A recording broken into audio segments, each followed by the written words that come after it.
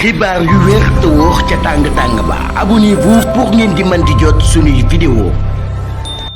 jaajëfal nañu leen bu baax a baax ci ànd beek Buzz 221 HD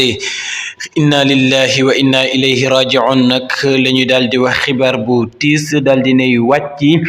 ci kooke nga xam ne nag moom moo di Lat Diop nekk itam ancien ministre boo xam ne nag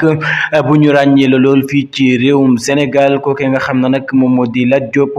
waajuram bu góor moo fi daal di bàyyi ko di wuyu ci Codé Diop ba tax na daal ñu ngi koy ñaanal yàlla sunu borom mooy ko xolub muñ moom ki nga xam ne nag moom moo di Lat Diop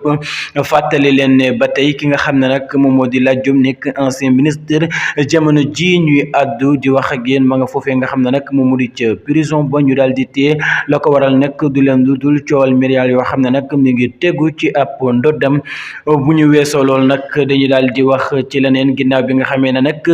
FMI nag daal di nay amal li nga xam ne nag moom moo di auditam diggante 2012 ba 2024 mu feeñal ay mbir yu bëree bëri loolee nag moom ki nga xam ne nag moom moo di Bassirou Diomaye Diakhar Faye mi ngi koy daal di rafetlu bu baax a baax ci loolee nga xam ne nag FMI daal dina koy wax ci li nga xam ne nag